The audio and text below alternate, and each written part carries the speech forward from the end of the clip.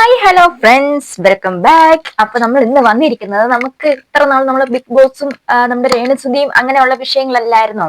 അപ്പൊ നമുക്ക് ഇച്ചിരി മാറ്റി പിടിക്കാം. അപ്പൊ നമുക്കിന്ന് പുറത്തുനിന്നുള്ള ഒരു സബ്ജക്ട് എടുക്കാം. അപ്പൊ നമ്മുടെ ഇൻസ്റ്റാഗ്രാമിൽ വന്ന ഒരു ലൈവ് ആണ്.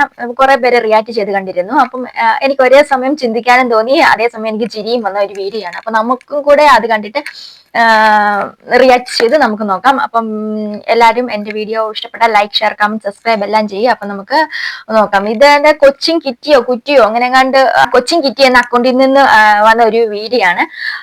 Cochin kitty Bloom. അപ്പം ആ വീഡിയോ ഒന്ന് നമുക്ക് എന്താന്ന് വെച്ചാൽ വിഷയം എന്താന്ന് വെച്ചാൽ കണ്ടിട്ട് കൊച്ചിന്റെ പ്രശ്നം എന്താണെങ്കിലും നമുക്ക് പരിഹരിക്കാം.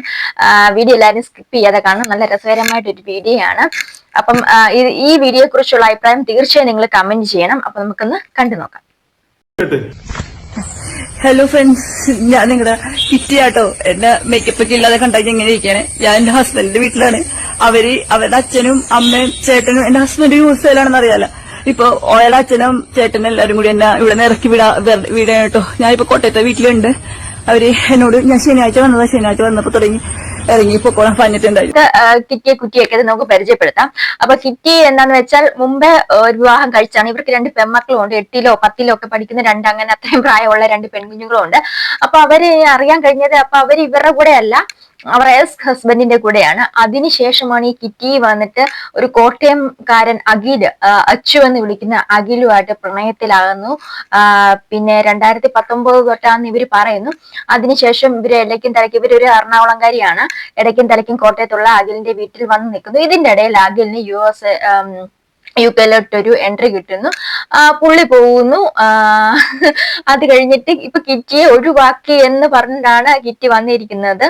അപ്പൊ കിറ്റിയുടെ ആത്മാർത്ഥ എന്തിട്ട്, ഗൈസ് ഞാനാണ് നിങ്ങളുടെ സ്വന്തം കിറ്റി, അതിന് മേക്കപ്പ് ഇല്ലാതെ ഇങ്ങനെയാണ്. മേക്കപ്പിനൊക്കെ ഇപ്പൊ ഇതിന്റെ ഇടയിൽ എന്താണ് പ്രശസ്തി എന്ന് അറിയത്തില്ല. എന്നാലും കിറ്റി വന്നത് വാസ്തവമായിട്ടൊരു കാര്യമാണ്. അവരെ മേക്കപ്പ് ഇല്ലാതെ കണ്ടാൽ ഇങ്ങനെ ഇരിക്കും. കാരണം ഇതിനു മുമ്പുള്ള അവരുടെ വീഡിയോസ് കണ്ടു നോക്കിയിട്ട് നമുക്ക് മനസ്സിലാകാൻ പറ്റും, ശരിക്കും അവർ പറഞ്ഞതിന് കാര്യമുണ്ട്. തിരിച്ചറിയാൻ പ്രയാസമാണ്. അതുകൊണ്ടാണ് അവർ പ്രത്യേകം എടുത്തു പറഞ്ഞത്. അപ്പൊ എന്തൊക്കെയോ കുടുംബകലഹങ്ങൾ നടന്നിട്ടുണ്ട്. നമുക്ക് കിറ്റിക്ക് എന്താണ് പറയാനുള്ളത് ബാക്കിയും കൂടെ കണ്ടു നോക്കാം. എന്താണ് ഗൈസ്, നിങ്ങളത് മിസ് ചെയ്യാതെ ഈ വീഡിയോ വാച്ച് ചെയ്യണം കേട്ടോ. ഫ്രണ്ട്സ്, അപ്പൊ അമ്മ ഇവിടെ നിന്ന് ആരോടൊക്കെ വിളിച്ചു പറയുന്നുണ്ട് ഞാൻ അവരെ കത്തിന്റെ ഇടയിലേക്ക് തള്ളിയിട്ടെന്ന്. ഞാൻ അവരുടെ ദേഹത്തൊന്നും തൊട്ടിട്ടില്ല. അവരുടെ തൊട്ടിട്ടൊന്നുമില്ല. ഞാൻ ദേഹത്ത് തൊട്ടിട്ടില്ല. അവരാണ് ഇവിടെ കിടക്കണേ. അവരുടെ ബന്ധുക്കളെ കാണിച്ചു പറയുന്നുണ്ട് ഞാൻ അവരെ തല്ലി, അവരുടെ കാലൊടിഞ്ഞു കത്തിന്റെ ഇടയിലേക്ക് വീണു, ഞാൻ ഒരു കണക്കിലാണ് എഴുന്നേറ്റ് വന്നെന്നുള്ളത്. ഈ അമ്മയുടെ ഇഷ്ടത്തിന് വേണ്ടിയിട്ടാണ് ഇപ്പൊ വേറെ കല്യാണം കഴിക്കണമെന്ന് പറയണത്. ഈ അമ്മയ്ക്കിപ്പോ അമേരിക്കക്കാരൻ മോനായതുകൊണ്ട് എന്നെ പറ്റത്തില്ല, വേറെ നല്ല സ്ത്രീധനം വാങ്ങിച്ച് കെട്ടണം. അപ്പൊ മോൻ പറയുന്നത് അമ്മയുടെ ഇഷ്ടത്തിന് വേണ്ടിയിട്ടാണെന്നുള്ളതാണ് ഇപ്പൊ മാറ്റാനുള്ള കാരണം.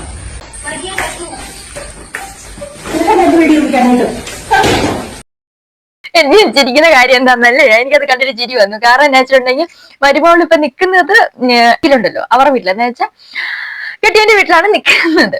അപ്പം അവിടെ സ്വന്തം അമ്മായിമ്മയാണ് ആ ദിവാങ്കോട്ടെ കിടക്കുന്നത്. എന്നിട്ട് അമ്മായിമ്മയുടെ മുന്നിൽ വന്നിരുന്നുണ്ട് വീഡിയോ ഓണാക്കി.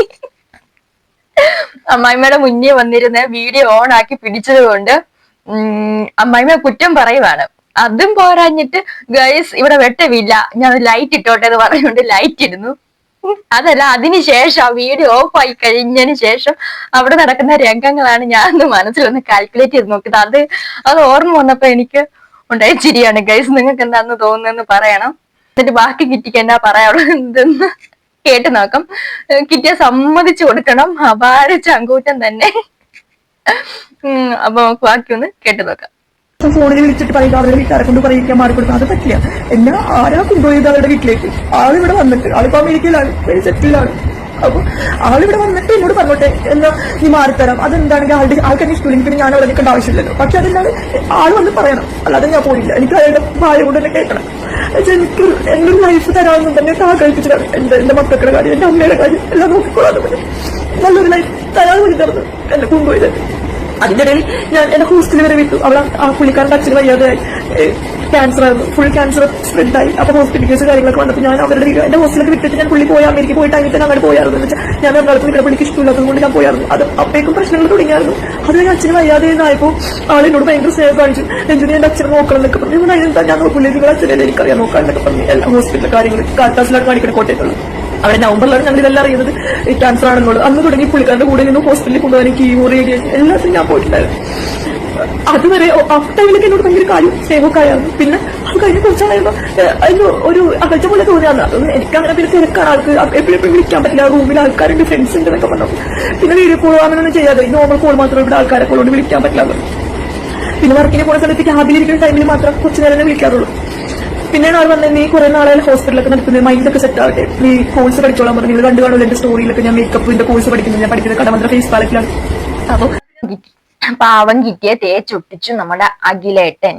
എന്താണോ അഖില ഇതൊക്കെ കാണിക്കുന്നത്? ആ പാവത്തിന്റെ കരച്ചിൽ കണ്ടില്ലേ? താൻ ഇതൊന്നും കണ്ടില്ലേ? താൻ അവരെ അങ്ങ് മുതലെടുത്തു അല്ലേ? മുതലെടുത്തിട്ട് UK മുങ്ങി. എന്നിട്ട് ഇപ്പം അമ്മയുടെ ഇഷ്ടപ്രകാരം വേറൊരു കല്യാണം വേണം, മോൻ UK സ്ത്രീധനം വാങ്ങിച്ച്, നല്ല സ്ത്രീധനം വാങ്ങിച്ച് കല്യാണം കഴിക്കണം എന്നൊക്കെയാണ് കിറ്റി ഇവിടെ പറയുന്നത്. അപ്പൊ നമ്മൾ കണ്ടല്ലോ അല്ലേ, പാവം കിറ്റിയുടെ ആ മനസ്സ് നമ്മൾ കാണാതെ പോലെ. അഖിലേ, കാണാതെ പോകരുത് കേട്ടോ. നിങ്ങക്ക് ശാപം കിട്ടൂടോ, ശാപം. എന്താണെങ്കിലും പാവം കിറ്റി, നമുക്കൊരു വഴി ഉണ്ടാക്കാൻ കിട്ടി. എന്നാലും കിറ്റി വാക്യം കൂടെ പറഞ്ഞാട്ടെ, നമുക്ക് കേൾക്കാം, നമുക്ക് ഫുള്ളും കേൾക്കണമല്ലോ. അപ്പൊ അഖിലിന്റെ ഭാഗം നമ്മൾ ഇതുവരെ കേട്ടില്ല, കിറ്റിയുടെ ഭാഗം മാത്രമേ കേട്ടുള്ളൂ. അഖിൽ ഇനി വരുമോ എന്നറിയത്തില്ല, നമുക്ക് കേൾക്കാം. എനിക്ക് ഓട്ടോറിക്ഷ ഒന്നും കിട്ടിയില്ല. ഞാൻ സ്റ്റേഷനിലോട്ട് വിളിച്ച് പറഞ്ഞിട്ടുണ്ട്, കുറവലങ്ങാടേക്ക് പറഞ്ഞു. അവരെന്നെ കൊണ്ടുപോകാതെ പോയത്. എനിക്കിവിടെ വഴിയൊന്നും അറിയാൻ പാടില്ല, എങ്ങനെ പോകണ്ടേന്നുള്ളതൊന്നും. ഞാൻ ഇപ്പൊ കളത്തൂർ പള്ളിയുടെ അതിൽ കൂടി നടക്കുന്നുണ്ട്. ഇവിടെ എപ്പോഴാ ബസ് വന്നേന്നൊന്നും എനിക്കറിഞ്ഞൂടാ. ഞാൻ തിരിച്ച് വീട്ടിലേക്ക് പോവാണ്. ഇനി പോലീസ് സ്റ്റേഷനിൽ വിളിച്ച് ഞാൻ പറഞ്ഞപ്പോ പറഞ്ഞു, ഞാൻ പറഞ്ഞിട്ടുണ്ടെങ്കിൽ പൈസ ഒന്നല്ല വരാനും സാറിനോട് പറഞ്ഞു.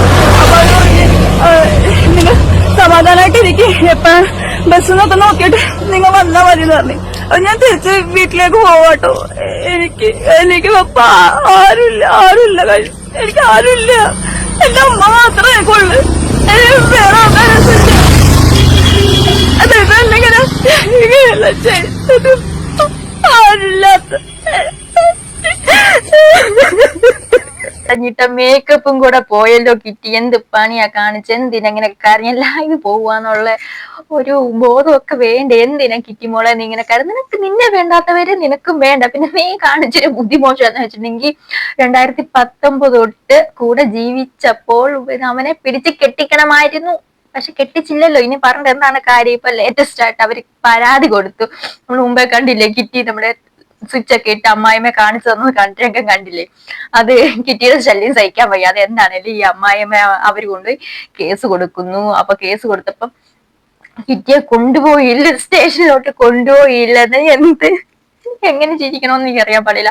അപ്പൊ സ്റ്റേഷനിലോട്ട് കൊണ്ടുപോയില്ലെന്നാണ് കിറ്റി പറയുന്നത്. ശല്യം സഹിക്കാൻ മതി, ഈ ലൈവ് പോകുന്ന ശല്യം സഹിക്കാൻ വയ്യാതെ ഇവര് കൊണ്ട് കേസ് കൊടുത്താണ്. അപ്പൊ കേസ് കൊടുത്തപ്പോഴത്തേക്ക് കിറ്റിയും കൂടെ കൊണ്ടുപോയില്ല. ഞാൻ ആദ്യമായിട്ട് കേൾക്കണം വാദിയും പ്രതിയും കൂടെ കൂട്ടിക്കൊണ്ട് പോകണമെന്ന്.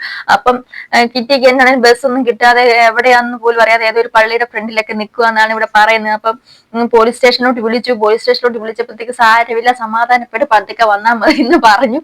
നിങ്ങളും കൂടെ അത് കൊണ്ടുപോകാനും നിങ്ങൾക്ക് പെട്ടെന്ന് തന്നെ നിങ്ങളുടെ സഭയെ ലാഭമായിരുന്നു. നിങ്ങളുടെ ഈ കേസ് ഒത്തുതീർപ്പാക്കുകയും വേണമായിരുന്നു. എന്നാണ് ഈ കേസ് എവിടെ എത്താൻ പോകുന്നില്ല നമുക്കറിയാം. കാരണം ഇത് ലിവിങ് ടുവർ സെറ്റപ്പ് ആണ്. പോരാത്തന്നെ ഇവർക്ക് മുമ്പേ ഒരു എക്സ് ഹസ്ബൻഡ് ഉണ്ട്, 2 പെൺമക്കളുണ്ട്. ഒന്നുമില്ല, ആ പെൺമക്കളുടെ അവസ്ഥ ഇപ്പൊ എന്തുവായിരിക്കും അല്ലേ? 8ലും 10ലും പഠിക്കുന്ന പെൺകുഞ്ഞുങ്ങളാണ് അത്ര. അപ്പൊ എന്താണേലും ഹസ്ബൻഡിന്റെ കൂടെയാണ്. അപ്പം അമ്മയുടെ കൂടെ അല്ല എന്നാണ് അറിയാൻ കഴിഞ്ഞത്. അപ്പൊ അമ്മയുടെ കൂടെ പെൺമക്കളെ സാധാരണ അമ്മയുടെ കൂടെയാണ് വിടുന്നത്. അപ്പൊ എന്താണോ അച്ഛന്റെ കൂടെ പെൺമക്കൾ പോയെന്നുള്ള കാര്യത്തിൽ നമുക്ക് ചെറിയൊരു സംശയമൊക്കെ ഉണ്ട്. അപ്പൊ ഓക്കെ, അതെന്തെങ്കിലും ആട്ടെ. അപ്പൊ കിറ്റിക്ക് ഇപ്പം വണ്ടിക്കൂലി പോലും ഇല്ലാതെ ഇങ്ങനെ അലഞ്ഞു തിരിഞ്ഞ് നിൽക്കുകയാണ്. അതിന് കിറ്റി ഇനി തിരിച്ചു പോവാണ് വീട്ടിലോട്ട്. നടന്ന് മടുത്തു. കരഞ്ഞ് തളരരുത് രാമകുട്ടി, തളരരുത്. നമുക്ക് വാക്യം കൂടി ഒന്ന് കണ്ടു നോക്കാം. സ്റ്റേഷനിലാണ് ഞാൻ അഖിലിനെതിരെ കേസ് കൊടുക്കണില്ലല്ലോ. അയാൾ അമേരിക്ക പോയി രക്ഷപ്പെട്ടോട്ടെ. പാവം, അവന് വീടൊന്നുമില്ല, വാടക എടുക്കുന്നതാണ്. ഞാനൊരു കാലത്ത് സ്നേഹിച്ചിട്ടുള്ളതാണ്. 2019 തുടങ്ങി സ്നേഹിച്ചതാണ്. എന്നിട്ട് പൊട്ടെ, എനിക്ക് കുഴപ്പമില്ല, കേസ് ഞാൻ കൊടുക്കണില്ല. എനിക്ക് അവൻ അത്ര ഇഷ്ടോട്. ഇപ്പോഴും എന്റെ മക്കളെക്കാൾ കൂടുതൽ അവനെ ഞാൻ സ്നേഹിച്ചിട്ടുണ്ട്. വിട്ടുപോലും എനിക്ക് സങ്കടമുണ്ട്. അവനെതിരെ കേസ് ചെയ്യില്ല. ഞാൻ സ്നേഹിച്ചതിന് വില ഉണ്ടാവില്ല. എനിക്ക് അവന്റെ പണം, അവന്റെ നാശം കാണണ്ട. അവൻ സുഖമായിട്ട് ജീവിച്ചോട്ടെ. അവന്റെ അപ്പ അച്ഛന് എല്ലാം ജീവിച്ചോട്ടെ, കുഴപ്പമില്ല. അച്ഛൻ എനിക്ക് നിന്റെ അച്ഛക്ക് ഇഷ്ടമുള്ള നിന്റെ പൈസ മാത്രല്ല. അവൻ കിറ്റി എന്റെ പൊന്നച്ചു, നീ എങ്ങനെ സഹിക്കുന്നടാ? നീ ഇത്ര ദുഷ്ടനാണോടാ? ആ കിറ്റി പറഞ്ഞിട്ടില്ലേ, എനിക്ക് കേസ് കൊടുക്കണ്ട, എനിക്ക് അഖിലിന്റെ പേര് കേസ് കൊടുക്കണ്ട. അവൻ ജീവിച്ചോട്ടെ, അവൻ വാടകയ്ക്കാണ് കിടക്കുന്നത്. ആ നന്മ മനസ്സ് നിങ്ങൾ കാണാതെ പോവരുത്. പിന്നെ അഖിലോ അച്ചുവോ എന്തേലും ആട്ടെ, അച്ചു, നീ അത് കാണാതെ പോവരുത് കേട്ടോ. നമ്മുടെ നന്മ മരത്തിന്റെ ഒരു പ്രതിച്ഛായയാണ് നമ്മുടെ കിറ്റി. ഈ സ്നേഹ കുടീരമാണ്. എന്താണത്? എന്താണ്ടോ ആ സംഭവമാണ് കിറ്റി ഇവിടെ. കിറ്റിയെ പറയാൻ വാക്കുകളില്ല ഗൈസ്. കിറ്റിയെ എങ്ങനെ നമുക്ക് വിശേഷിപ്പിക്കണം എന്ന് അറിയത്തില്ല. അത്ര മഹത്തായ സ്നേഹത്തിന്റെ ഒരു പ്രതിച്ഛായയാണ് നമ്മുടെ കിറ്റി. ഈ കിറ്റി എന്തെല്ലാം സഹിച്ച് തന്റെ തന്റെ തമനെ വിട്ടു നൽകുകയാണ് അച്ഛനും അമ്മയ്ക്കും വേണ്ടി. അവൻ ജീവിച്ചോട്ടെ, അവനൊരു വീടില്ല, അവൻ വാടകയ്ക്കാണ് കിടക്കുന്നത്. അവൻ നല്ല സ്ത്രീധനം വാങ്ങിച്ച് കെട്ടിക്കോട്ടെ. ഞാൻ ഇതെല്ലാം സഹിച്ചിരിക്കുന്നു, ഞാൻ എല്ലാം വിട്ടു നൽകിയിരിക്കുന്നു. എനിക്ക് നിന്നെ ഇഷ്ടമായിരുന്നടാ അച്ചു, എനിക്ക് ഒരുപാട് ഇഷ്ടമായിരുന്നടാ അച്ചു. എന്റെ പൊന്ന അച്ചുവേ, നീ ഇതൊക്കെ കാണുന്നുണ്ടോ ആവൂ? കിറ്റി തന്റെ പ്രണയം ഇവിടെ ഉപേക്ഷിച്ച് കിറ്റുമൊക്കെ ആയിട്ട് പോവുകയാണ് ഗൈസ്, പോവുകയാണ്. നമുക്ക് വീണ്ടും ഇൻസ്റ്റാഗ്രാമിൽ വളരെ വേറൊരു റീലുമായിട്ട് കാണുമെന്ന് കിറ്റി പോവുകയാണ്. എന്നാലും എന്റെ അഖിലെ വളരെ മോശമായി പോയി. മോശം ഗൈസ്, നിങ്ങൾക്ക് ഇതിനെ കുറിച്ച് എന്താണ് പറയാനുള്ളതെന്ന് വെച്ചാൽ കമന്റ് തീർച്ചയായും രേഖപ്പെടുത്തണം. ഇതിനകത്ത് ഒരു മെസ്സേജും കാര്യങ്ങളും ഒക്കെ ഉണ്ട്. എനിക്ക് ചിരിയും വന്നിട്ടുണ്ട്. നമ്മൾ ചിരിച്ചതല്ലെങ്കിലും കുറെ അധികം കാര്യങ്ങളൊക്കെ ഇതിനകത്തുണ്ട്. അപ്പം ഇവിടെ ആരുമില്ല, എനിക്ക് എന്റെ അമ്മ മാത്രമേ ഉള്ളൂ, എന്റെ അമ്മ മാത്രമേ ഉള്ളൂ. കാരണം പെൺപിള്ളേരെ ഈ ഒരു സ്വഭാവമാണ്. ഈ ഭാഗത്തോട്ട് എടുക്കത്തില്ല കേട്ടോ. കിറ്റിയുടെ മക്കൾ ഈ ഭാഗത്തോട്ട് എടുക്കത്തില്ല, നാണക്കേടിന്റെ അങ്ങേയറ്റമായിരിക്കും. അപ്പൊ എന്തായാലും കിറ്റി എല്ലാം ഉപേക്ഷിച്ച് പടി ഇറങ്ങുന്ന ഒരു നിമിഷമാണ് അത്. തന്റെ പ്രിയതമന് കേസൊന്നും കൊടുക്കുന്നില്ല. അപ്പൊ എന്റെ വീഡിയോ ഇത്രേ ഉള്ളൂ. കണ്ടപ്പോ രസകരമായിട്ട് തോന്നി, നമുക്ക് രസകരം, അവർക്ക് എന്തൊക്കെയോ.